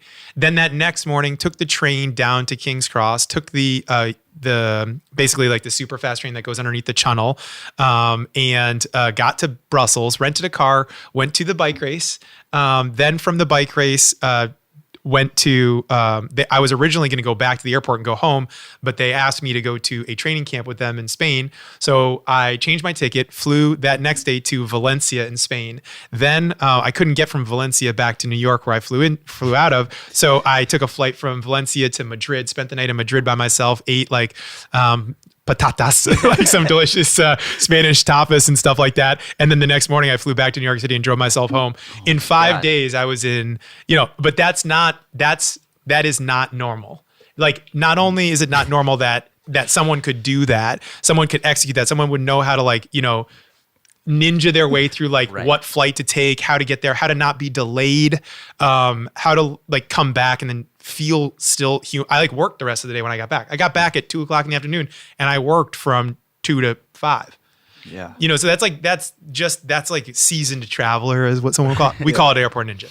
Right. I remember that. And I like, cause I was at the time traveling with my golf clubs as well, like the 100-pound large bag. Yeah. And like always was like, I felt like there was more room to charm and maneuver or like have some rapport with the airline stuff back in the day to be like, oh yeah, like let's wave that. Trade show display. Yeah, and it's this is what I have here is a trade show display. This is going to a golf trade show, and but I feel like there was a period of time, like you were saying, where like you could do that, and there was like an amount of wiggle room, and then there's just like, no, that's $120. Like you're at 50 pounds and 1 ounce. Like there's no more wiggle room, or like it got less fun. Yeah, but there was still a time there where I remember my little story is like I was going back from the US to Australia and went through Fiji, and they do some weird stuff in Fiji. Have you stopped on one of these little islands? It's like the plane landed, we're on the runway,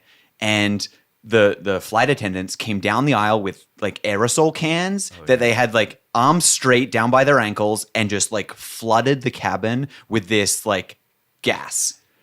And it was like a germicide or something. Yeah, right? Yeah. So they were like killing all of the. How do they keep that water so expensive and delicious? They don't let people like you off. They hit you with that insecticide. That was wild, and I don't know if it was the same trip or not. But like I used to stop in Nandi on the way through to Australia, but I got there, and Australian customs is really, really secure about plant life and soil or anything coming in from out of country, obviously. Yeah. And I didn't think of it. Like I always keep my golf clubs clean, but the bottoms of all of my golf shoes, I had like 4 pairs of golf shoes, caked with this like Texas mud, and I got lit up. Seriously? Like they opened up my bag and they just started like alarms going off. There was like 4 agents came over, and it was just like. It was just like hands up. I was like, wait, what? Did somebody sneak weapons into my bag? And they were like, we've got like, I forget the code for it. So they like whisked my bag off, and they were going to charge me like thousands of dollars for this like violation of disposing of the soil. Yeah, biowarfare. And I was like 18 at the time, and I like played my case. I was like, look, I had no idea. They ended up cleaning my golf shoes. Sounds great. Better than I'd ever seen them before. They came back an hour later, and this guy had, God bless him, it just had cleaned 4 pairs of my golf shoes, and it was amazing. I got a stern slap on the wrist, and they let me back in. We've flown back with a lot of muddy bikes. I can't say it's ever happened. I think the U.S. or Belgium are a little more lax. Yeah, the U.S. doesn't care. Definitely. Yeah, it's going to go sideways anyways. Let's just get on with it. Yeah. So I think that was my ninja move to get out of that. And I was very grateful to that guy. The truth is that like in life, you learn so much by just like paying attention. But like at the airport, you see things that you don't see anywhere else. Like it's weird. You also see it when you're skiing. Like people melt down when they're skiing because it's hard, right? Their kids are like tired, or they've had too much sun, or like whatever's happened. You just see these like Jerry of the day moments, right? Where it's just like, what the are you doing right now? But like at the airport, you can see that like someone's very stressed out, going through security, and like they're yelling at their wife, like, Marin, you're an idiot. And you're like, oh no, like this is so bad. I hate seeing this. You're like, this is not the good version of them. Like they're probably really nice people, but they're super stressed out. She's super stressed out. He's clearly like not firing on all cylinders, and like everything's messed up right now, and you feel bad for them. But it's the same way when you go to check in. It's like, you know that I would say 7 out of 10 people have been an ass to the person at check-in, like demandful, because it's a service. So everyone wants to feel like they deserve something. They've paid money, so they want something. But the difference between like when you check in and you're like, hey, how are you today? Like basic human stuff is weird about how far it will get you. Like, hey, or you're behind someone that checks in and they're a complete asshole, and you're like, hey, I'm really sorry like that guy was a jerk to you, or that woman was being a jerk, and I hope that you're having a great day. And you know, you're just like human about it. Yeah. That like goes a long way. They're like, they don't care if you're back 51 pounds then. Because they're like, you're a nice person. Like you're just a human. You're a regular human that cares about other people. Like, great. That's a very low bar to have to check off. But the fact that you did, like, you're automatically in an upper rung in a situation like the airport check-in. Right. Yeah. Emotions are heightened at an airport. Yeah, for sure. It's stressful. It's stressful to get through the security. And if you don't do it very often, then it's, yeah. Right. It's one of the, like, we've traveled a lot in our lifetime. So it's like, you forget that like this is people's first experience, and it's scary. And it's like, I can't imagine people that don't, like, I just feel like I live there. I mean, it doesn't 3-4 weeks, I'll be there again. Right. Like I'm just always there.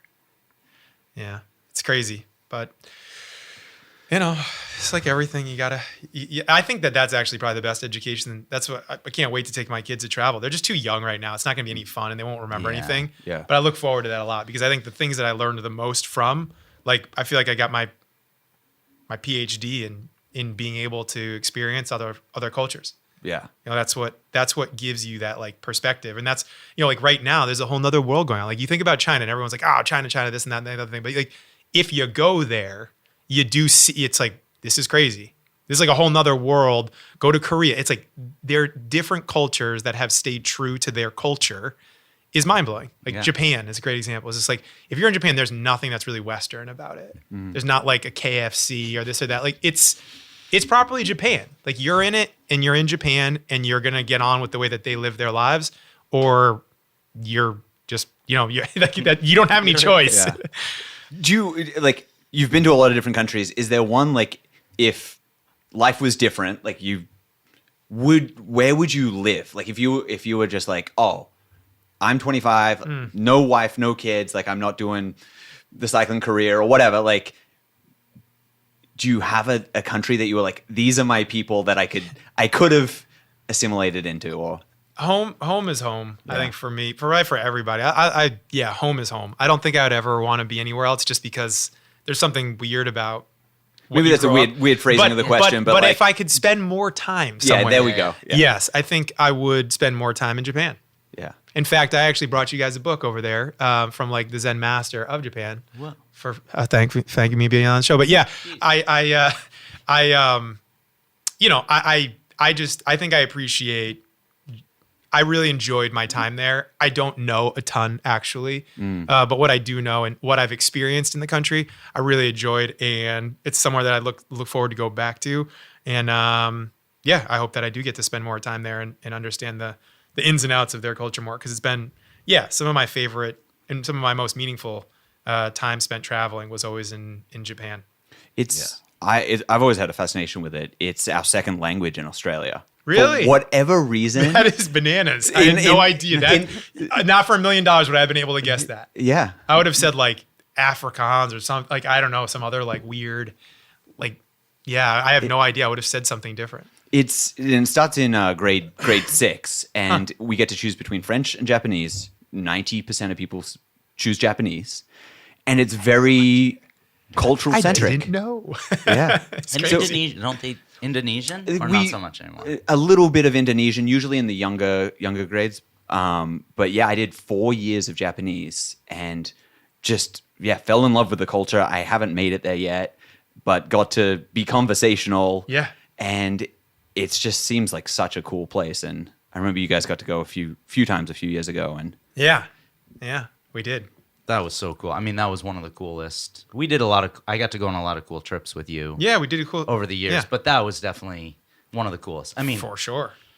It was not awesome. for you because you spent the whole time in the hotel with norovirus, but there were some downsides to that trip. But it was, I mean, Honestly, in the end, that race changed my whole life, though, because yes, the trip was amazing, and we had like this great, bro trip. You, me, Al. We went over to Japan, and I got norovirus from like this little Mexican spot that we would always hit when we were in California. I did an airport ninja that, but like I went to the World Championships in Louisville in Kentucky for cyclocross, and then I went right to a training camp in California, and then after that I was going to take the flight directly to Tokyo with these guys, or met you there or something. I don't know. we picked you up at the airport because we flew in Okay. separately, I think. But in between that, going to the Worlds and then going to the basically like finishing a big long bike ride and then going to this little spot that we used to go to, somehow the food got funky and a couple of us got the norovirus from the camp, and one of those people was me.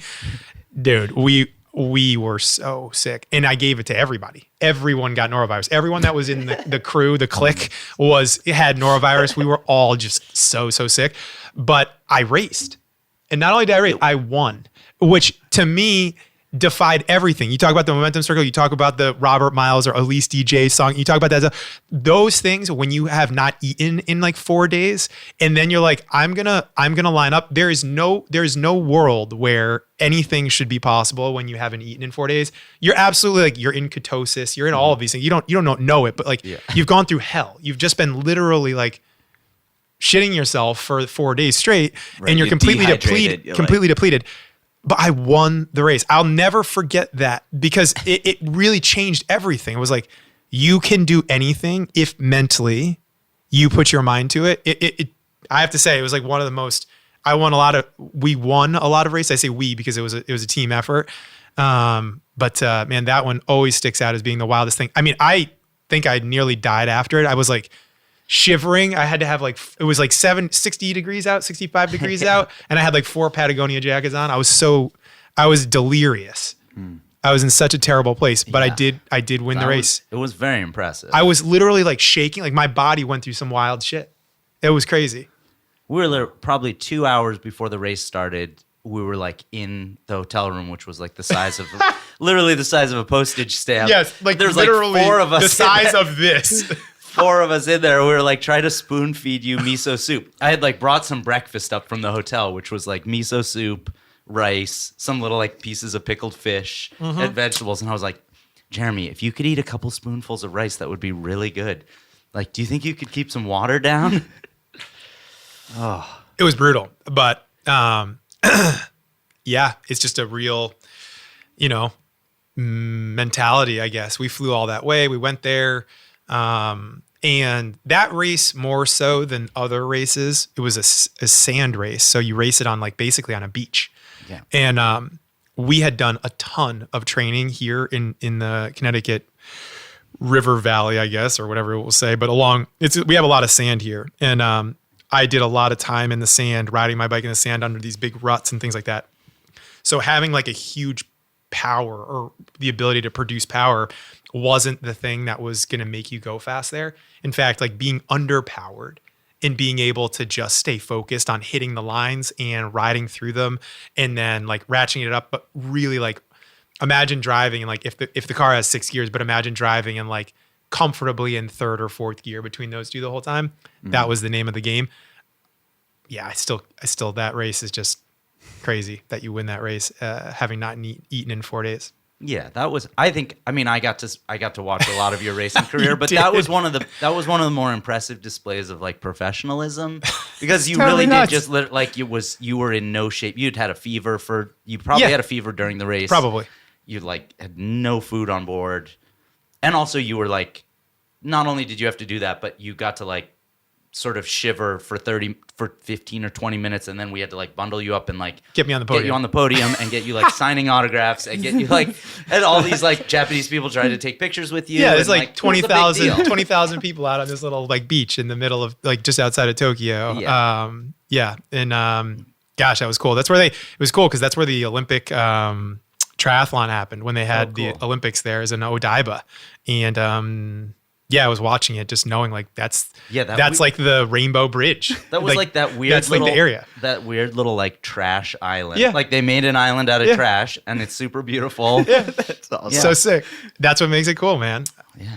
I don't know. There It's was just- that crazy cosplay bridge too. There's this Yep. bridge like that connects the island to the mainland. That's like a spot where on the weekends people come and do cosplay. Yes. You look out the window and all of a sudden you're like, there's 400 people dressed up like cartoons out on the bridge taking pictures of themselves. Like, and that's literally what the bridge is famous for, just people going to the bridge to dress up and take pictures. It was amazing. It was a wild, Yep. I have to go. yeah. You do. You It do have to really is. It's such an experience. And I think the truth is that I haven't seen enough of it either. Like I haven't been to any of the mountains or like the other part of the island where people are like, island country where people are like skiing and mountains and the outdoor, part. Like I haven't done any. Because you were just on the one island. Because there's we're just four really, islands. really just in Tokyo. Yeah, Just yeah. in Tokyo. And it's like kind of, and it's spread and sprawl, but that alone is like pretty awesome. Yeah. Awesome. I love it. Do you have any questions for us or anything? Is there anything Ash is missing on this list? Like I mean, I did a lot of talking, which I knew I was going to do. I almost feel bad. No. No, That's what you're here usually, for. that's why you're here. Usually it's just me and Mukunda and we mixing it up with. I just listened to the third episode. Yeah, and it's hard. We're doing our best here, but Yeah. No, it's great. Nothing missing? I love it. I mean, I'm going to finish my decaf cold brew and probably have a day of it, but thanks for listening. Thanks for watching with us. I love it. Thanks for having me. No, thanks. Thanks for having. Thanks for being a part of this.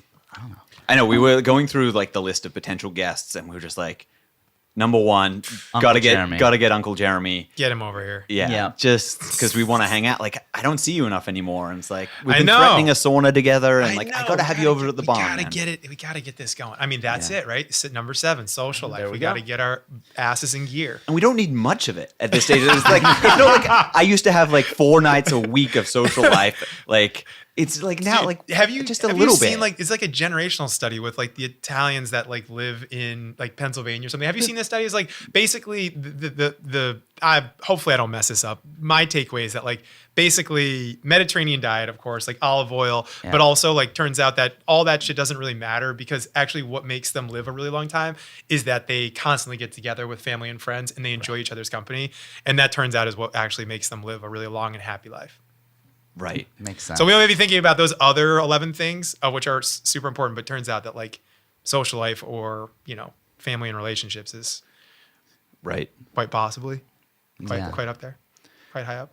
I mean, for you guys, I feel like, if number 11's gratitude, you could go through and say what you're grateful for. You could pick one of those things and see what it sparks in your mind. I mean, everybody goes around the table and says one thing that they didn't say that they think about. Or what do you think about? What's number 1 for you on this list, Ash?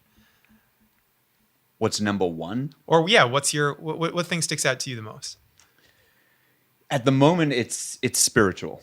I'm beginning my spiritual journey and trying to figure out what that practice is, and I'm excited to get into that Zen book because I've been reading a lot about the 2 sects of Zen and even Sambo Zen, like the combination of them. Yeah. And I'm really interested in sitting and koans, and so I'm getting really curious about what my spiritual journey looks like. Cool. So.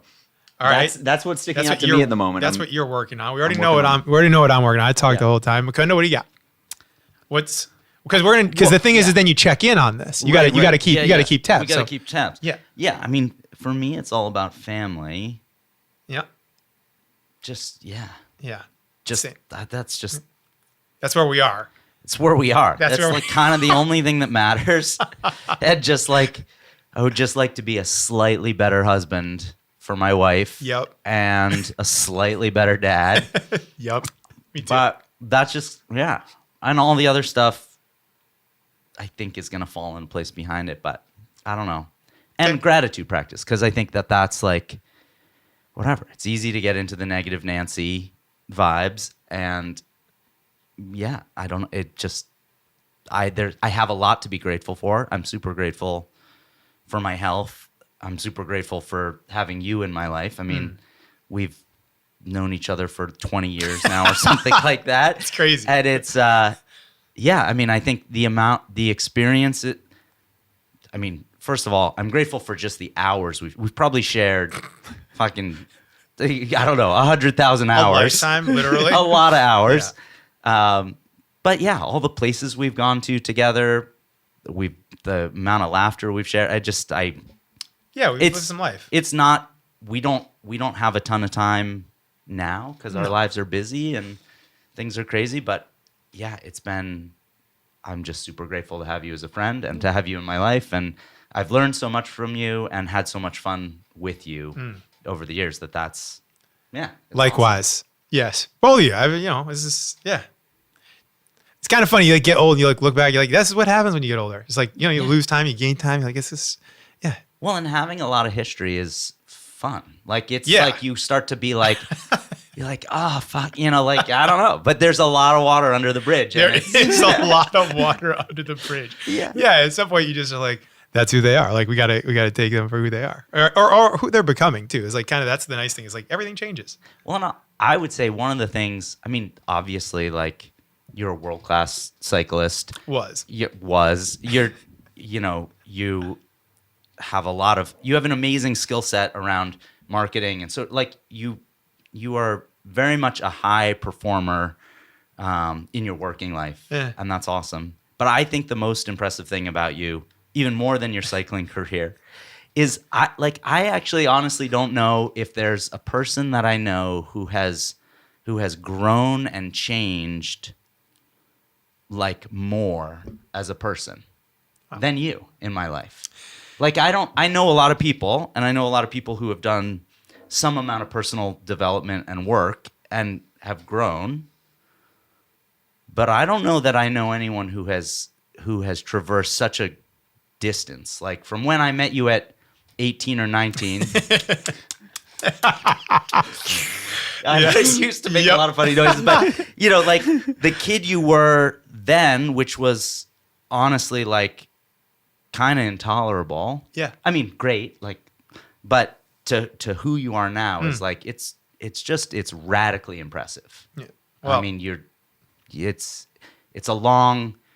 have picked up and acquired so many skills and done so much work on yourself, and traversed a very big career and a very big life in a way that always sort of steered towards greater self-development. And like, I don't think it's a lot to say that wasn't like, you didn't come at it with that skill set. Mm-hmm. Like you came at it as like, I don't know where like that happened at some point, but like you were like, oh, there's a lot to learn in this life, and you've really gone after it, and that's been so cool to watch and be a part of.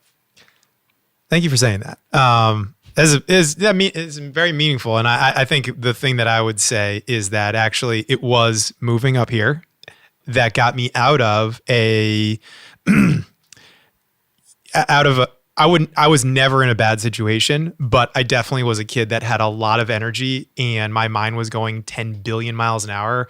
And that energy and that intensity came out in a way that once I found a place that was like, I was going to learn some life skills, you guys are absolutely the foundation. That's why I look at you both as brothers. Is like, you guys taught me everything that I didn't have as the well-roundedness. You guys rounded me out. I like had a good upbringing. Like I had good manners. Like I knew what I was supposed to be doing, but I was a total reckless. Like I was literally a shot out of a cannon, just like, I mean, truly, I was very, very fast paced. And it was that like, yeah, definitely like you guys being older. That's why Al, our good friend Al Donahue, and Mukunda, living with them at Linden Street, like we were talking about earlier, was that the beginning of me like kind of flapping my own wings, not being a crazy person, not doing this, and actually realizing that God, having two solid humans in my life that like knew shit about the world was so, on top of kind of being on this trajectory of being a semi-talented cyclist, but with hard work and determination and a great like social life and friends and building blocks about like someone to look up to or things to, and also like we had a lot of things in common. Yeah. We both didn't like school. We were both kind of going to school, sort of not, but really we were both like, but we also liked eating. We liked exercising. We liked sitting in the car and talking about life. That stuff taught me so much. And so forever grateful for how, you guys have been a part of my world too. It's a beautiful thing, man. Yeah. Well, there was a lot of like in the early days, there was a lot of like, no, Jay, we're not going to go smash mailboxes right now. Like, hey, I know that race didn't go so well. We're not hopping in the pickup to go smash mailboxes. Thank you for that, honestly. Because the truth is, a lot of mailboxes that are safe. No, there's a lot of well at yeah, night. that's right. I mean, it's the energy came out in weird ways. Let's be honest. Let's just be serious now. Everyone was 17 once, but oh my gosh. I don't know if we're going to get a better ending than that. I don't But think thank so. you for saying that. It was really means a lot. Thank you. Yeah. And thanks for having me on, Ash. No, Anytime. Yeah. it's amazing.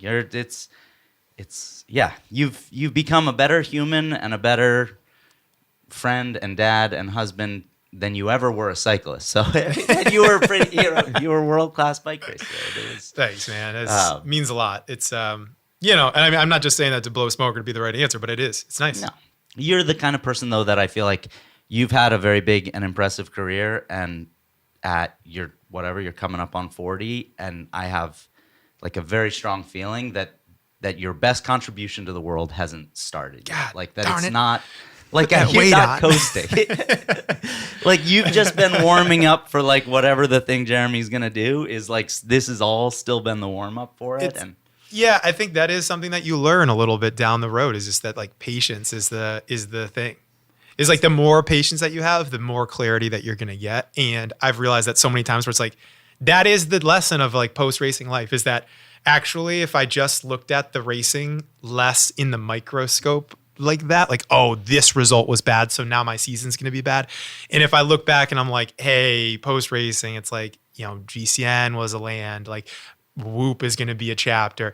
You start to like kind of open the aperture on the lens a little bit and you're like, right, okay, we maybe haven't even gotten started yet, which is like definitely like a Gary Vee-ism. It's like, dude, you haven't even gotten going yet. That's fun to think like, because you're like, well, and also if you think you're going to 100, it's like, shit, we're not even halfway yet. Like we're 39 right now. So we're not even like, we haven't even really gotten going. Yeah. That's crazy to think that way. That's a different mental state.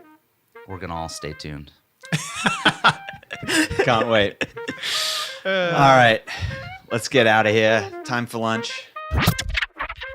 Hey, Ash here again. Just wanted to say a special thank you for listening to the show, but also tell you about the Quivr Club. We've created a Patreon for our Quivr community where we offer the largest discount ever on Quivr products, as well as discounts from our favorite partners who support us in our search for our best selves. By joining, you gain access to heaps of discounts, show notes, extra content, and a bunch of other perks. So if you're interested, you could head to patreon.com/Quivr and join as an early supporter. This is a discounted rate available for the first 100 listeners. Thanks again, and hope to see you there.